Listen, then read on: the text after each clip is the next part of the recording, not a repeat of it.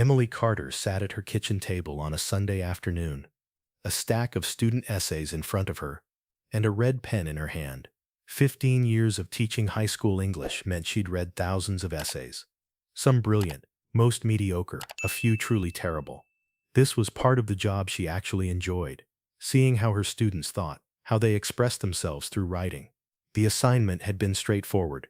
Write a creative fiction piece exploring a difficult situation a character faces, and how they respond. The goal was to practice narrative voice, character development, and emotional depth. Emily expected the usual range.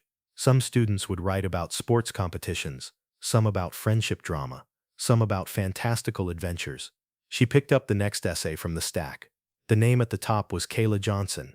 Emily knew Kayla slightly, a quiet 16-year-old junior who sat in the back of her third-period class. Kayla rarely spoke up in discussions, but always turned in assignments on time. Her work was competent but not remarkable, a B student who blended into the background. Emily began reading Kayla's essay. It was titled The Girl in the Basement. The story was about a girl named Sarah who lived with her stepfather after her mother died. The stepfather was controlling and violent. He would lock Sarah in the basement when she misbehaved. He would withhold food as punishment. He would tell her no one would believe her if she told anyone what he did. Sarah felt trapped, scared, hopeless. Emily felt her stomach tightening as she read. The details were too specific, too visceral, the emotions too raw. This didn't read like fiction. This read like testimony. She continued reading. In the story, Sarah tried to ask for help indirectly. She left notes in library books. She wrote messages in her homework. She tried to signal to teachers that something was wrong, but no one noticed. No one paid attention. No one cared enough to look closer. The story ended with Sarah sitting in the basement, thinking about ways she could escape her situation permanently. The final line read, Sarah wondered if anyone would even notice if she disappeared. Probably not.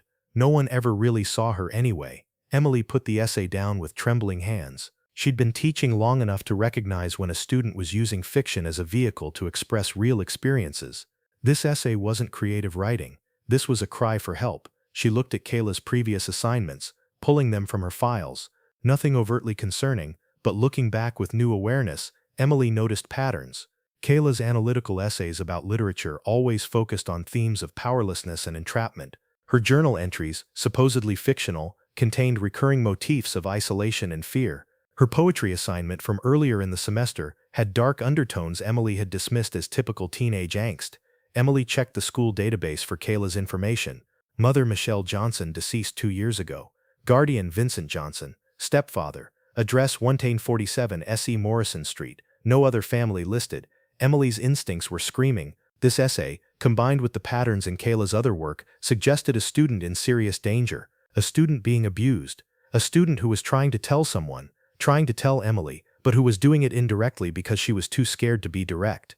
Emily made a decision. She picked up her phone and called the school counselor's emergency line. It went to voicemail. Sunday afternoon, no one was at school. Emily tried the principal's emergency number, also voicemail. She couldn't wait until Monday. If Kayla was in danger, and every instinct told Emily she was, waiting could be catastrophic. The essay's ending, about Sarah thinking of ways to escape permanently, suggested suicidal ideation or planning. This was urgent. Emily called 911. The operator listened as Emily explained the situation.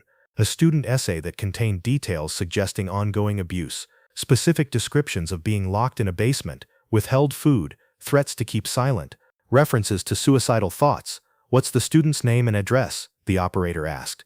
Emily provided Kayla Johnson's information. The operator said she was dispatching officers to conduct a welfare check at the address. She also connected Emily with Detective Sarah Williams from the Child Abuse Unit. Detective Williams called Emily back within 10 minutes. Miss Carter, tell me everything you observed in this essay. Be as specific as possible. Emily walked through the essay's contents, the patterns in Kayla's previous work, and her gut feeling that this was a real cry for help, not fiction. In your professional judgment as her teacher, do you believe this student is in immediate danger? Emily thought carefully. Yes, I do. The essay's ending suggests she's thinking about suicide or escape. The details are too specific to be made up, and she's trying to communicate something to me, to someone, without saying it directly. That suggests she's too scared to ask for help openly. Okay, Detective Williams said. We're sending officers to the address now. I'm going to meet them there. If the student is home, we'll conduct an interview. If we see signs of abuse, or if the student discloses, we'll take appropriate action. Thank you for calling this in, Miss Carter. Many teachers wouldn't have noticed or wouldn't have acted. You may have saved this girl's life." After hanging up, Emily couldn't sit still. She paced her kitchen, clutching Kayla's essay, praying she'd done the right thing. What if she was wrong? What if this really was just creative fiction, and Emily had just sent police to harass an innocent family? What if she'd overreacted and destroyed her relationship with a student? But what if she was right? What if Kayla really was being abused, really was suicidal, really was desperate for someone to notice? Then Emily had just done exactly what a teacher should do, protected a vulnerable child. An hour later, Detective Williams called back.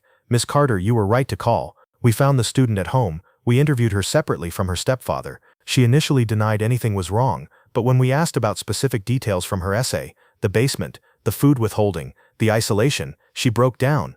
She disclosed ongoing physical and emotional abuse by her stepfather. We've removed her from the home. She's in protective custody now. Her stepfather has been arrested." Emily felt tears running down her face. Is she safe? Is she going to be okay? She's safe now. She has a long road ahead, trauma processing, finding stable placement, legal proceedings, but she's alive and away from her abuser. Because you paid attention to what she was trying to tell you. Emily felt overwhelming relief mixed with anger at what Kayla had endured. How long has this been happening? She says since shortly after her mother died 2 years ago. The abuse escalated gradually. At first it was just emotional abuse, insults, isolation, control. Then physical abuse started about a year ago. He would lock her in the basement overnight as punishment for minor infractions. He'd restrict food. He'd threaten her, telling her no one would believe her because he was a respected member of the community and she was just a troubled teen grieving her mother. Emily felt sick. 2 years of abuse, 2 years of Kayla suffering in silence, trying to signal distress through her schoolwork, hoping someone would notice. And Emily had almost missed it. If she hadn't read that essay carefully, if she hadn't trusted her instincts, if she hadn't made the uncomfortable choice to report it, Kayla would still be trapped. "What happens now?" Emily asked. "Kayla will be placed with a foster family experienced in caring for abuse victims. She'll receive therapy. We'll build a case against her stepfather. Her testimony plus evidence we found at the house. There was actually a lock on the outside of the basement door, just like she described. Food in the kitchen but signs she wasn't being fed regularly. A pattern of control and abuse." Detective Williams paused. "Miss Carter, I want you to understand the significance of what you did. Kayla told us she'd been trying to signal for help for months. She'd written about her situation in vague ways in schoolwork, hoping a teacher would notice. You were the first person who did. You saw what she was trying to communicate and you acted on it. That took awareness and courage." After the call, Emily sat at her kitchen table looking at Kayla's essay. The words that had seemed like creative fiction now read as literal truth, a desperate plea disguised as a story. A student screaming for help in the only way she felt safe to do so. Emily wondered how many other students were doing the same thing, how many were embedding cries for help in their assignments, hoping someone would notice, hoping someone would care enough to look closer. Monday morning, Emily arrived at school early and went directly to Principal Robert Chen's office. She explained what had happened. The essay, her call to police, Kayla's removal from her home and her stepfather's arrest. Principal Chen listened carefully. "You did exactly the right thing, Emily. This is what mandatory reporting is for. When we suspect abuse, we have a legal and moral obligation to report it. I was terrified I was wrong," Emily admitted, "that I was overreacting to a creative writing assignment. But you weren't wrong, and even if you had been, the protocol is to report suspicions and let trained investigators determine if they're founded. You don't need to be certain, you just need reasonable suspicion, which you clearly had." Chen made a note in his file. "Kayla obviously won't be in school today or for a while. When she's ready to return, we'll work with her and her caseworker to provide support, counseling access, academic accommodations if needed, a safe environment, and we need to think about how to prevent situations like this. How do we train teachers to recognize indirect cries for help in student work?" That question stayed with Emily. How many cries for help had she missed over 15 years of teaching? How many students had tried to signal distress through their writing, and Emily had just seen it as fiction, graded it, and moved on? She thought about all the essays she'd read over the years. How many had contained hidden messages she'd missed? How many students had hoped someone would notice and no one had? Emily couldn't change the past, but she could change how she read student work going forward. She could pay closer attention. She could recognize that sometimes fiction wasn't fiction at all. Over the next several days, Emily was interviewed by CPS investigators and police detectives building the case against Vincent Johnson. They wanted to know what she'd observed in Kayla's behavior and schoolwork beyond just the essay. Emily provided all of Kayla's assignments, pointing out the patterns of themes related to powerlessness, control, fear, and isolation. It establishes a pattern over time, shows the abuse wasn't an isolated incident but ongoing. The essay was the most explicit cry for help, but these earlier assignments show she'd been signaling distress for months. That pattern strengthens our case significantly. Emily also met with the school counselor, Dr. Patricia Martinez, to discuss how they could better identify students in crisis. "We need a protocol," Emily said, "a system for flagging concerning content in student work and ensuring it gets reviewed by counselors or administrators." Dr. Martinez agreed. "We also need to train teachers to recognize warning signs, not just obvious things like explicit references to abuse, but subtler indicators, recurring dark themes, preoccupation with violence or death, sudden changes in work quality, withdrawal from activities. We need teachers to understand that student work can be a window into student well-being." Together they developed a proposal for Portland Public Schools, a comprehensive training program on recognizing signs of abuse and trauma in student work, and a protocol for flagging and reviewing concerning assignments. The proposal was approved and implemented district-wide. Every teacher received training on identifying potential abuse indicators in student writing, art, and behavior. They learned to look for patterns, to trust their instincts, to report concerns without fear of being wrong. The program was called Reading Between the Lines, recognizing hidden cries for help in student work. Emily helped develop the curriculum, using Kayla's essay with permission and identifying details changed as a case study. "This is what a cry for help can look like," Emily told teachers in training sessions. "Not always obvious. Sometimes hidden in fiction, disguised as creative writing. But if you pay attention, if you look for patterns, if you trust your instincts when something feels wrong, you can see it. And when you see it, you have to act." Kayla Johnson was placed with Maria and James Rodriguez, an experienced foster couple who specialized in caring for traumatized teens. They provided structure, safety, and patience as Kayla began the long process of healing. The first few weeks were difficult. Kayla was withdrawn, distrustful, struggling with complex PTSD from 2 years of abuse. She had nightmares. She flinched at loud noises. She had trouble eating regularly because food restriction had been used as punishment for so long. But gradually, with therapy and the safety of a non-abusive environment, Kayla started to open up. Her therapist, Dr. Rebecca Foster, specialized in trauma recovery for adolescents. "What you experienced was real trauma," Dr. Foster explained to Kayla. "Your stepfather's abuse wasn't your fault. You didn't deserve it. And the fact that you found ways to ask for help, even indirect ways like your essay, shows incredible strength and survival instinct." 3 weeks after being removed from her stepfather's home, Kayla asked to meet with Emily Carter. Detective Williams facilitated the meeting at the police station, with Kayla's therapist and caseworker present. Kayla looked better than Emily had ever seen her at school, less hunched, less fearful, still obviously struggling, but no longer trapped in constant terror. "Miss Carter," Kayla said quietly, "I wanted to say thank you for noticing, for actually reading my essay carefully, for calling someone." Emily felt tears welling up. "Kayla, I'm so sorry you went through what you did. I'm sorry it took so long for someone to notice. I tried to tell people," Kayla said, "not directly, because he said no one would believe me, but I kept putting hints in my schoolwork, hoping someone would see, hoping someone would care enough to look closer. You were the first person who did." She pulled a folded paper from her pocket. "I wrote you something, a new essay. Can I read it?" Emily nodded. Kayla began reading. "When I wrote The Girl in the Basement, I was Sarah. I was the girl trapped with no way out. I was the girl who thought no one saw her, no one cared, no one would notice if she disappeared. I was wrong. Miss Carter saw me. She noticed. She cared. She acted. She saved my life. I don't know if I would have made it much longer if she hadn't. I was thinking about permanent escape, but she gave me a different escape, a real one. She gave me hope, that people do care, that teachers do notice, that it's worth asking for help even in indirect ways. Miss Carter, you saved my life by paying attention. Thank you." Emily was crying openly now. "Kayla, you saved your own life by being brave enough to ask for help, even in a disguised way, even when you were terrified. You're incredibly strong." Kayla shook her head. "I didn't feel strong. I felt weak and scared and trapped. But my therapist says that finding ways to survive abuse takes strength, that asking for help even indirectly takes courage. I'm trying to believe that." Over the next several months, Emily and Kayla stayed in touch with the approval of Kayla's caseworker and foster parents. Emily would send encouraging notes. Kayla would occasionally send Emily her writing, no longer disguised cries for help, but genuine creative expression and processing of her experiences. Kayla slowly returned to school, though she transferred to a different high school to avoid potential contact with people who'd known her stepfather. She continued therapy. She worked on rebuilding her sense of safety and trust. The legal case against Vincent Johnson moved forward. He was charged with multiple counts of child abuse, unlawful imprisonment, and assault. The evidence was overwhelming. Kayla's testimony, the physical evidence at the house, the pattern of abuse documented in her schoolwork, testimony from neighbors who'd heard concerning things but hadn't reported them. Vincent's defense tried to paint Kayla as a troubled teen making false accusations, but the prosecution had too much corroborating evidence. The essay, the patterns in her schoolwork, the physical evidence of a lock on the basement door, medical evidence of old injuries consistent with abuse. Vincent Johnson was convicted and sentenced to 15 years in prison. Kayla testified at his trial, telling her story with a strength that surprised everyone, including herself. "I want other kids to know they can tell," Kayla said in her victim impact statement. "I thought no one would believe me. I thought I was trapped forever, but I found a way to ask for help by writing about it."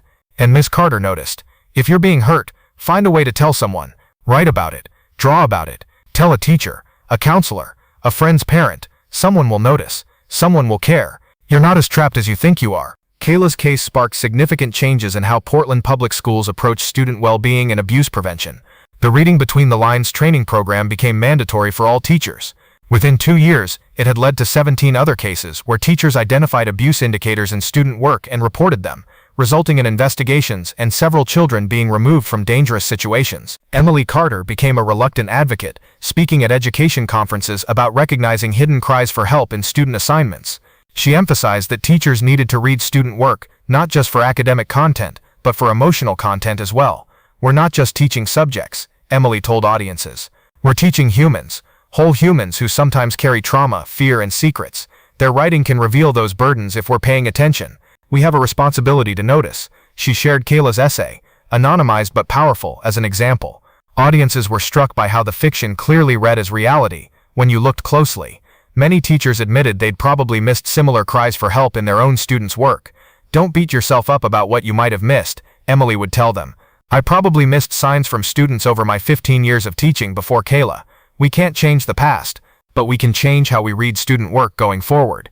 We can pay closer attention. We can trust our instincts. We can choose to look beyond the surface." The training program expanded beyond Portland.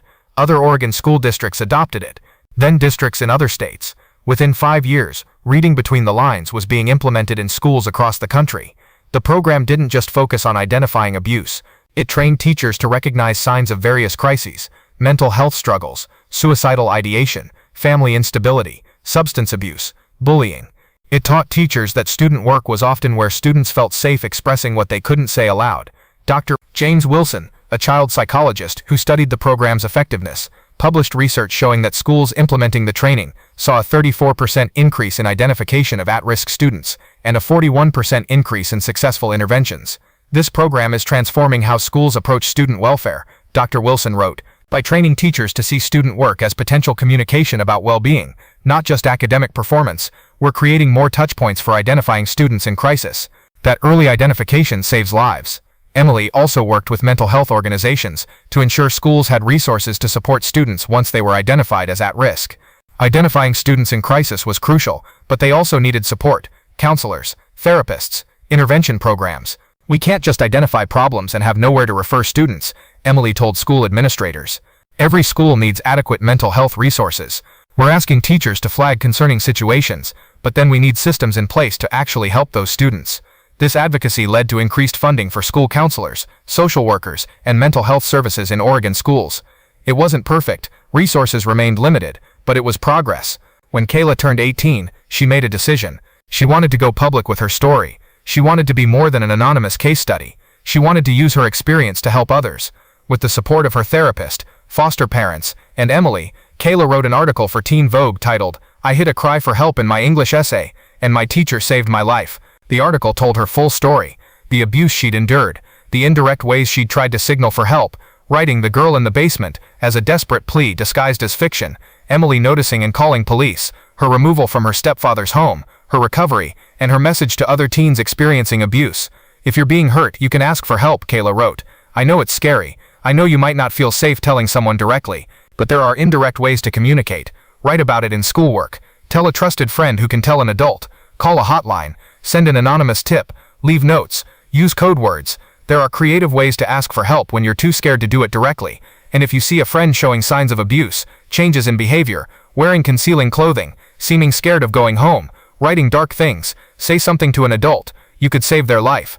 The article went viral. Thousands of teens commented, many sharing their own experiences of abuse or thanking Kayla for giving them courage to seek help. The article was credited with a spike in calls to abuse hotlines from teens seeking resources. Kayla also began speaking at schools about her experience. She was nervous at first. Public speaking was terrifying for someone who'd spent years trying to be invisible. But she found her voice. "I want teachers to know that students might be trying to tell you things in their work," Kayla told an assembly at a Portland high school. "When I wrote about a girl locked in a basement being abused by her stepfather, I was writing about myself. I was begging someone to notice. Miss Carter did. She saved my life. So teachers, read your students' work carefully. Look for patterns. Trust your instincts. And students, if you're going through something, find a way to tell someone. You don't have to suffer in silence. There are people who will help if you let them know you need it." Kayla's advocacy work caught the attention of child welfare organizations. She was invited to speak at conferences, to consult on programs designed to help abuse victims, to share her perspective on what actually helps teens in crisis versus what doesn't. "Adults often have good intentions, but don't always understand what we need," Kayla told a conference of social workers. "We don't need you to fix everything. We don't need you to have all the answers. We need you to listen, to believe us, to not make us prove we're being hurt, to provide safety and support without judgment. That's what my foster parents did. That's what my therapist did. That's what Ms. Carter did. They believed me, they supported me, and they didn't make me feel like the abuse was my fault." Through her advocacy, Kayla connected with other survivors of abuse. She formed friendships with young people who understood her experiences in ways her non-abused peers couldn't. These connections helped her healing, showing her she wasn't alone. One survivor Kayla met was Marcus, a 19-year-old who'd also hidden cries for help in schoolwork, in his case, through disturbing artwork his art teacher had noticed and reported. Marcus and Kayla became friends, supporting each other through the ongoing challenges of trauma recovery. "We're the lucky ones," Marcus told Kayla. "We had teachers who noticed, who cared, who acted. How many kids are still suffering because no one's paying attention?" That question motivated both of them. Kayla and Marcus partnered to create a nonprofit called See Me that trained educators to recognize hidden cries for help in student work and provided resources for students experiencing abuse. The organization developed materials for teachers, guides on identifying concerning patterns in writing, art and behavior, protocols for reporting suspicions, resources for supporting students in crisis. They also created materials for students, information about how to seek help, hotline numbers, descriptions of what abuse looks like, so students could recognize their own situations weren't normal. Emily Carter served on See Me's board, providing guidance based on her experience. She helped develop training materials and spoke at workshops alongside Kayla. "5 years ago, I read a student essay that changed both our lives," Emily told a training session. "Kayla's essay saved her by giving her a way to ask for help, and it taught me to pay closer attention, to trust my instincts, to look beyond academic content to emotional content. That lesson has changed how I teach. I hope it changes how you teach too." 7 years after Emily found Kayla's essay hidden in a stack of student papers, their story became part of a national conversation about how schools identify and support students in crisis. See Me had trained over 15,000 teachers across 35 states. The organization documented 247 cases where trained teachers had identified abuse or serious mental health crises through student work and taken action, leading to interventions that likely saved lives. But the work also revealed how pervasive these problems were. For every case where a teacher noticed and acted, how many went unnoticed? How many students were still suffering in silence, their cries for help embedded in schoolwork that was graded and returned without anyone recognizing the distress? Kayla, now 23 and studying social work in college, remained the face of the issue. Her story resonated because it was both specific and universal. Specific in its details, universal in its message that students in crisis need adults who pay attention. She was invited to testify before Congress about the need for better training and resources for identifying and supporting at-risk students.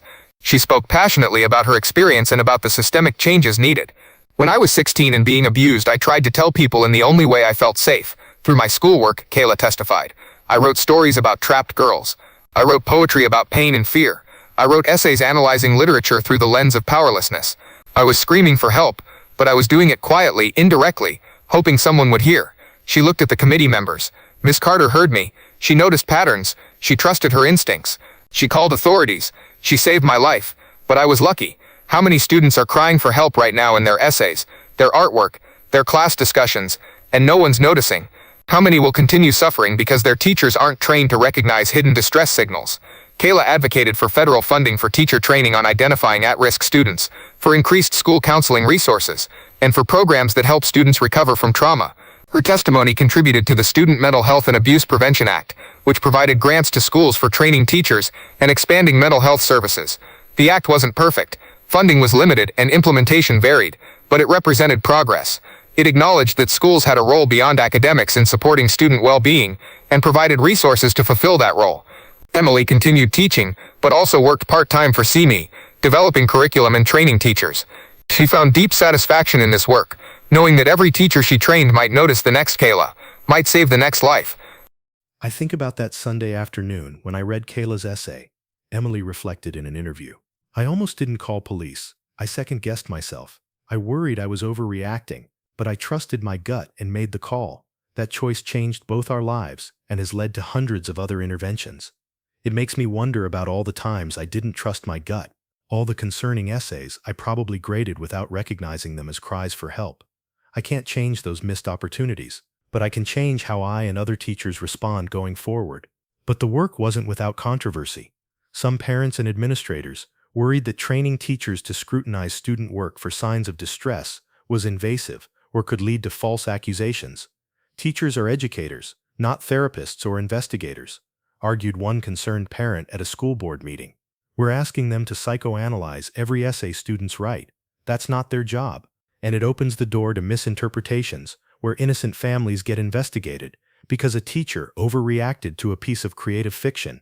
Emily and Kayla addressed these concerns directly in their training. We're not asking teachers to become therapists, Emily explained. We're asking them to be aware that student work can sometimes reveal distress, to recognize patterns, to trust their professional judgment. And yes, sometimes that means reporting suspicions that turn out to be unfounded. But the cost of a mistaken report is far lower than the cost of missing a child who's actually being abused. Kayla added her perspective. I understand the concern about false accusations, but I want people to understand what it's like to be the child who's actually being abused and trying desperately to signal for help. Every day I wasn't rescued was another day of trauma. The fear that no one would ever notice, that I'd be trapped forever, that was devastating. Yes, we should be careful not to make false accusations, but we also need to err on the side of protecting children. If there's reasonable suspicion, it should be reported and investigated. That's how we save lives. There were also cases where teachers trained in the CME program did overreact, reporting concerns that turned out to be truly just creative fiction. These cases were uncomfortable and sometimes damaged teacher-student relationships. CME worked to refine their training to help teachers distinguish between concerning patterns versus isolated instances, between detailed descriptions suggesting lived experience versus imaginative fiction. They emphasized the importance of looking for multiple indicators, not just one concerning piece of work. Context matters, the updated training materials emphasized. One dark essay might just be creative exploration, but recurring dark themes across multiple assignments, combined with behavioral changes, withdrawal, or other indicators, that's a pattern that warrants attention. Look for the full picture, not just isolated pieces. The program also faced funding challenges. Training was expensive. Many schools couldn't afford to send teachers to workshops or purchase materials. CME worked to provide free online training modules and to secure grant funding to subsidize program costs for underfunded schools. We can't let resource limitations prevent teachers from learning these skills, Kayla said at a fundraising event. Students in poor school districts experience abuse at the same rates as students in wealthy districts. They deserve the same level of protection. We need to ensure every teacher has access to this training, regardless of their school's budget. The work took an emotional toll on everyone involved. Emily found it increasingly difficult to read student work without anxiety, constantly scanning for signs of distress, worrying about what she might be missing. Her therapist helped her process this. You can't save every student, Emily. You can be attentive and responsive, but you're not omniscient. You'll miss things sometimes. That's being human, not being a failure. Kayla struggled too. Her advocacy work meant constantly reliving her own trauma, telling her story repeatedly, being public about the worst period of her life. Some days she wondered if it was worth it. I'm helping people, Kayla told her therapist during a particularly difficult week. I know I am, but it's exhausting being defined by what happened to me. Sometimes I want to just be Kayla, not Kayla the abuse survivor, not Kayla whose teacher saved her, just Kayla. Her therapist encouraged her to set boundaries. Your story is powerful and helping people, but you're allowed to take breaks from advocacy. You're allowed to have parts of your life that aren't about trauma. You're allowed to just be a 23-year-old college student sometimes. Kayla started setting limits. She reduced her speaking engagements. She took semesters off from CME work to focus on her studies and her own healing. She built a life that included but wasn't dominated by her past trauma. Marcus, her friend and CME co-founder, experienced similar struggles. His abuse had been different from Kayla's but equally traumatic. The constant advocacy work, while meaningful, kept reopening wounds that needed time to heal. Maybe we need to step back, Marcus told Kayla over coffee one afternoon. Not quit, but create some distance. Hire staff to run CME day to day. We can stay involved at a strategic level without it consuming our entire lives. They did exactly that. CME hired an executive director and staff to manage operations. Kayla and Marcus remained on the board but reduced their day-to-day involvement. They found balance between advocacy and personal healing, between using their stories to help others and living lives not defined solely by trauma. Emily also learned to set boundaries. She remained passionate about training teachers but recognized she couldn't personally train everyone. She developed train-the-trainer programs, teaching other educators to deliver the curriculum so the work could scale without depending entirely on her. "I'm one person," Emily told a colleague. "I can't reach every teacher in the country, but I can reach teachers who can reach other teachers." That's how movements grow, not through one person doing everything, but through many people doing their part. 10 years after Emily found Kayla's essay, their work had evolved significantly. CME had grown from a small nonprofit run by survivors into a national organization with professional staff, comprehensive training programs, and partnerships with school districts across the country. The organization's focus had expanded beyond just teacher training. They now offered for educators training on recognizing hidden cries for help in student work, protocols for reporting and responding to concerns, resources for supporting traumatized students in classrooms, self-care strategies for teachers dealing with secondary trauma, for students, resultados and tutorials about what abuse looks like and how to seek help, anonymous reporting systems for students to flag concerns about peers, peer support programs connecting survivors, creative expression programs using writing and art therapeutically, for schools, comprehensive assessment tools to evaluate school climate and student well-being, implementation support for trauma-informed educational practices, crisis response protocols for when abuse is identified, partnership facilitation with mental health providers, for families, education about creating supportive home environments for healing. The work had documented impact. Schools implementing CME's comprehensive approach showed measurable improvements, increased identification of at-risk students, more successful interventions, reduced student suicide attempts, improved overall mental health outcomes. But Kayla and Emily knew statistics didn't capture the full impact. Behind every prevented suicide, every identified abuse situation, every supported student was a human life changed, a future preserved, a potential that might have been lost now able to flourish. They heard from teachers regularly, stories of students whose concerning work had been noticed and who'd received help, stories of lives saved because a teacher had been trained to look beyond academic content to emotional content. One email came from a teacher in Texas. "I attended your training 2 years ago. Last month, one of my students turned in a short story about a boy who was planning to kill himself. Because of your training, I recognized it as a potential cry for help, not just fiction. I reported it.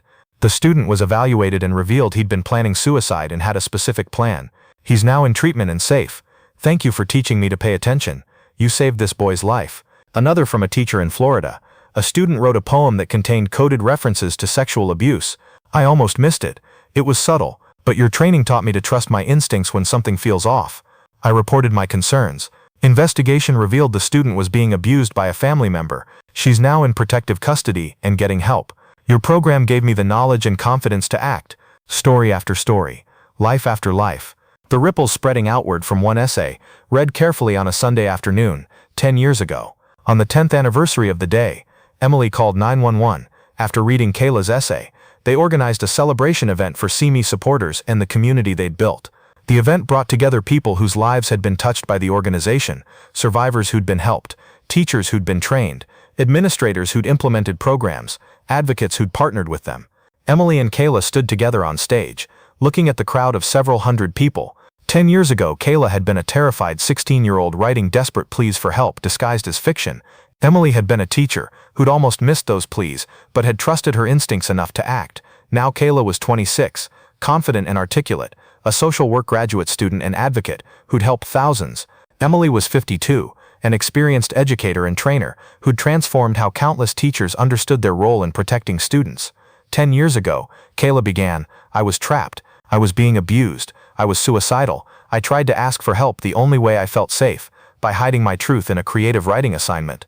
I wrote about a girl named Sarah, who was locked in basements and starved and threatened. Sarah was me. I was Sarah." She looked at Emily, and Miss Carter saw me. She recognized that my fiction was reality. She made the uncomfortable choice to report her concerns, even though she wasn't certain. That choice saved my life. Emily spoke next. I've thought a lot about that Sunday afternoon when I read Kayla's essay, about how close I came to just grading it and moving on, about the gut instinct that told me something was wrong, about the decision to trust that instinct and make the call. That one moment changed both our lives. She looked at the crowd, but it also changed how I understood teaching. I realized that reading student work is about more than evaluating grammar and thesis statements. It's about seeing students, really seeing them, noticing when they're trying to tell us something important, having the awareness to recognize hidden distress signals and the courage to act on them. They showed a video compilation of impact stories, teachers describing students they'd helped after CME training, students who'd found help through the organization's resources, survivors who'd been inspired by Kayla's advocacy to share their own stories and seek support. One video featured Detective Sarah Williams, now retired, who'd responded to Emily's call 10 years ago. That call changed how I thought about abuse identification, Detective Williams said. Teachers are uniquely positioned to notice things others miss. They see students regularly. They see their work, their behavior, their changes over time. When teachers are trained to pay attention, really pay attention, they become powerful allies in protecting children. Emily's call about Kayla was the first time I'd seen a teacher identify abuse through careful reading of student work. Since then, thanks to CME's training, I've handled dozens of similar cases. That's transformative. After the formal program, people mingled. Emily was approached by dozens of teachers who'd implemented CME training in their schools, sharing stories of students they'd helped and thanking her for showing them what was possible. Kayla was surrounded by survivors, some who'd been helped directly by CME, others who'd been inspired by her story to seek help or to advocate for others. The community of people who understood trauma, who were committed to healing and helping, was powerful. Late in the evening, after most guests had left, Emily and Kayla sat together in the now quiet venue. 10 years, Kayla said, shaking her head. Sometimes it feels like yesterday. Sometimes it feels like a lifetime ago. How are you doing? Really? Emily asked.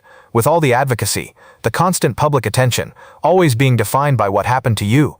Kayla thought carefully. It's complicated. The work is meaningful. I know we're helping people. But it's also exhausting being a professional trauma survivor, you know? Like my identity is permanently tied to the worst thing that ever happened to me. She smiled slightly. But I'm also more than that now. I'm a graduate student. I'm a friend, a partner, a person with interests beyond trauma advocacy. I've built a life that includes what happened but isn't only about what happened. That's healing, I think. Integrating my past into my present without letting it consume my future. Emily nodded. You've grown into an incredible woman, Kayla. Not despite what happened, but including it. You've taken something terrible and used it to create something good. That's remarkable. I had help, Kayla said. You helped me. My foster parents helped me. My therapist helped me. All the people who believed me and supported me. I didn't do this alone. None of us do anything alone, Emily replied. We're all part of networks of support and care. I trusted my instincts and called for help. You were brave enough to ask for help, even indirectly. Detective Williams and the system responded. Your foster parents provided stability. Your therapist helped you heal. We all played our parts. Kayla looked at Emily seriously. Do you ever think about the students you might have missed? Before me. Emily had thought about that often. Yes, all the time. I've been teaching for 25 years now. How many students tried to tell me things in their work that I didn't notice? How many cries for help did I grade without recognizing them? It haunts me sometimes. But you can't change the past, Kayla said gently. You can only change the present and future. And you've done that. You've trained thousands of teachers to see what you almost missed. You've created systems that catch students who would have fallen through the cracks. That's your legacy. Not the students you might have missed, but all the students who'll be noticed because of what you're teaching now. Emily smiled. When did you get so wise? I had good teachers, Kayla replied. 15 years after reading Kayla's essay, Emily Carter retired from classroom teaching but continued working with CME as a senior advisor. She'd spent 40 years total in education and felt ready to step back from the daily demands of teaching. But she remained passionate about the work she and Kayla had built. CME had trained over 50,000 educators. The organization operated in all 50 states. Its resources had been translated into multiple languages and were being adapted for international use. The impact was measurable. Schools implementing CME's comprehensive approach showed 47% increase in identification of students experiencing abuse, 52% increase in identification of students with suicidal ideation, 38% reduction in completed student suicides, 61% increase in successful interventions for at-risk students, improved overall school climate and student mental health outcomes. But beyond statistics, there were the individual stories, the thousands of students who'd been noticed, helped, saved, the teachers who'd been empowered to do more than just teach academics, the survivors who'd found hope and support through the organization's programs. Kayla had completed her MSW and was working as a clinical social worker specializing in trauma recovery for children and adolescents. She maintained her involvement with CME at a strategic level, but had built a life and career beyond just advocacy. She was in a healthy relationship, had close friendships, pursued hobbies unrelated to trauma work. She'd created the balanced, fulfilling life that had seemed impossible when she was 16 and trapped.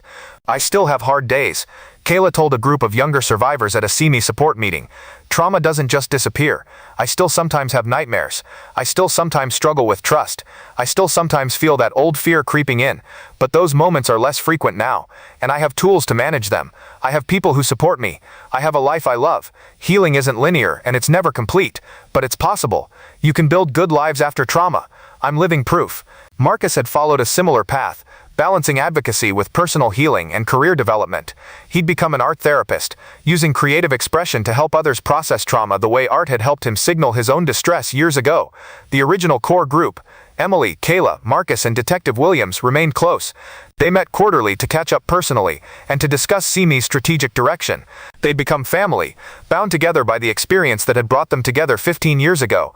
"We've built something meaningful," Emily told them at one dinner. "We took one moment, one essay, one phone call, one intervention, and we turned it into a movement that's protected thousands of children. That's something to be proud of. But the work's not finished," Marcus added. "There are still students suffering, still teachers who haven't been trained, still systems that fail vulnerable children. We've made progress, but there's so much more to do." Kayla nodded. "There will always be more to do. That's the nature of this work. We can't save every child, we can't prevent every trauma, but we can keep building better systems, keep training more teachers, keep providing more resources, keep making it more likely that the next Kayla gets noticed and helped." Detective Williams, now in her 60s and long retired from active police work, added her perspective. "You've changed how education and child protection intersect. You've created partnerships between schools and law enforcement that didn't exist before. You've given teachers tools and confidence to recognize and report concerns. That's transformative." But Marcus is right. This is ongoing work. Every generation of teachers needs this training. Every generation of students needs these resources. The work continues. 20 years after Emily found Kayla's essay, a new generation was carrying the work forward. CME was now run by younger advocates and professionals who brought fresh perspectives while honoring the organization's founding principles. Emily was in her 70s, mostly retired but still occasionally giving keynote speeches about the importance of paying attention to students' emotional lives alongside their academic work. Kayla, now in her late 30s, had published a memoir about her experiences called The Girl in the Basement: How My Teacher Saved My Life and Why We Need to Pay Attention to Students' Silent Cries for Help. The book became a bestseller and sparked renewed national conversation about childhood trauma and education's role in identifying and supporting at-risk students. The book's success brought new challenges. Kayla's story became even more public. She received thousands of messages from survivors sharing their own experiences. She was invited to countless speaking engagements, interviews, and advocacy opportunities. "I'm grateful the book is helping people," Kayla told her therapist. "But it's also overwhelming. I wrote it to close a chapter, to tell my story completely and then move forward. But instead, it's opened everything up again. I'm back to being defined primarily by my trauma." Her therapist helped her set boundaries. "You get to decide how public you want to be. You can say no to opportunities. You can limit interviews. Your story belongs to you. You shared it to help others, which is generous, but you don't owe everyone your time and energy. Protect yourself." Kayla started being more selective. She did some interviews and speaking engagements, but turned down many. She focused on her clinical work and her personal life. She accepted that her story would always be part of her public identity, but didn't let it consume her private identity. Marcus published his own book about using art therapy with traumatized children, drawing on his experiences as both survivor and therapist. Together, Kayla and Marcus's books created a powerful narrative about recovery, advocacy, and the importance of adults paying attention to children's distress signals. Emily watched with pride as the work she and Kayla had started continued and evolved. New voices were contributing. New perspectives were enriching the conversation. The movement had grown beyond its founders. "This is how it should be," Emily told Kayla. "We planted seeds 20 years ago. Now there's a forest growing. We're not the only trees anymore. That's success, when the work outlives and outgrows its founders." 25 years after reading Kayla's essay, Emily Carter was 77 years old. She'd been retired from teaching for a decade, but remained mentally sharp and engaged with education and child welfare issues. She was invited to give a final keynote address at a national education conference, a kind of capstone speech reflecting on her career and the CME movement she'd helped create. Standing before thousands of educators, Emily felt the weight of 45 years in education and 25 years of trauma-informed teaching advocacy. "When I started teaching in 1980, Emily began. We didn't talk much about students' emotional lives. We taught content. We graded work. We maintained classroom order. The idea that teachers should be attentive to students' mental health, that student work might contain hidden cries for help, that we had a role beyond academics in protecting children, those concepts weren't part of teacher training. She clicked to her first slide, Kayla's essay, the one that had changed everything. 25 years ago, I read this essay, a creative writing assignment from a quiet student who usually blended into the background. It was about a girl trapped in an abusive home, desperate for someone to notice her suffering. I almost just graded it and moved on. But something felt wrong. The details were too specific, the emotions too raw. I trusted my instincts and called for help. That student was Kayla Johnson, and she was writing about herself. Emily told the familiar story. Kayla's rescue, her recovery, their partnership in creating See.Me, the thousands of students who'd been helped because of training programs that taught teachers to recognize hidden distress signals. But today, I want to talk about something we don't discuss enough. The students I missed before Kayla, the concerning essays I probably graded without recognizing them as cries for help, the patterns I didn't notice because I wasn't trained to look for them, the students who suffered in silence because I wasn't paying close enough attention. Her voice grew emotional. I can't know how many students tried to tell me things through their work that I missed, but I know there were some, and I have to live with that. The students I could have helped if I'd been more aware, more trained, more willing to look beyond academic content to emotional content. She looked at the audience. I'm telling you this not to induce guilt, but to inspire vigilance. Every teacher has probably missed students who were signaling distress. That's not because we're bad teachers. It's because we weren't trained to see it. But now you are being trained. Now you have the knowledge and tools I didn't have for the first 20 years of my career. Use them. Pay attention. Trust your instincts. Look for patterns. Don't let students suffer in silence because you're too busy or too focused on academic content to notice their emotional content. Emily clicked to her final slide, a photo of Kayla at her graduation, confident and healthy, alongside hundreds of other photos of survivors and success stories. This is what paying attention looks like. These are the lives saved because teachers noticed, because they trusted their instincts, because they chose to see students as whole humans, not just academic performers. She paused. Kayla and I have been telling our story for 25 years. It's become famous, the teacher who saved a student by reading an essay carefully. But I want you to understand something. Our story shouldn't be remarkable. It should be normal. Every teacher should be paying attention like I did. Every student in crisis should be noticed and helped. We've built systems and provided training to make that more likely. But ultimately, it comes down to individual choices. Your choice to read student work carefully. Your choice to trust your instincts. Your choice to make the uncomfortable call when something seems wrong. Her voice softened. I'm 77 years old. I won't be doing this work much longer, but all of you will be. You'll be the teachers who notice the next Kayla, who recognize hidden cries for help, who make the calls that save lives. That's your responsibility and your opportunity. Don't waste it. Pay attention. Care deeply. Act courageously. That's how we protect children. That's how we honor the students we couldn't help by helping the ones we can. The standing ovation lasted 10 minutes. Afterward, hundreds of teachers approached Emily, thanking her for her work, sharing stories of students they'd helped, committing to being more vigilant. Kayla, now 41 and sitting in the audience, watched with tears in her eyes. 25 years ago, she'd been a terrified teenager writing desperate pleas for help in her schoolwork. Now she was a successful therapist, author, and advocate. And it all traced back to one teacher who'd paid attention. After the speech, Kayla found Emily backstage.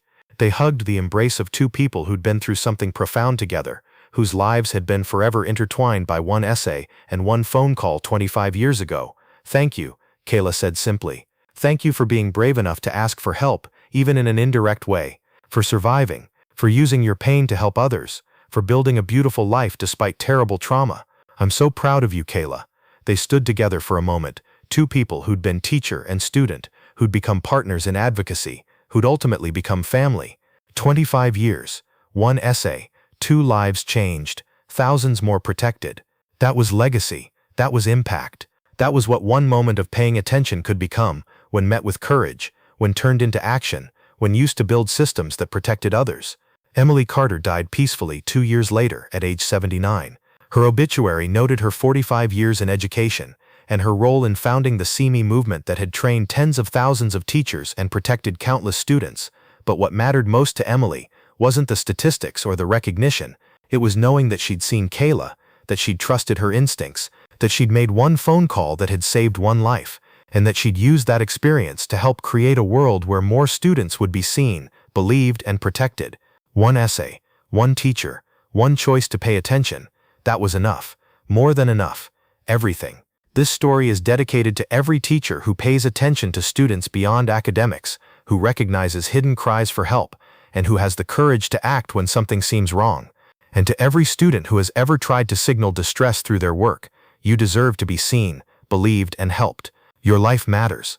Thank you very much for listening. Please let us know what you think of this story in the comments. Don't forget to like the video and subscribe to the channel. Turn on notifications so you don't miss any other videos.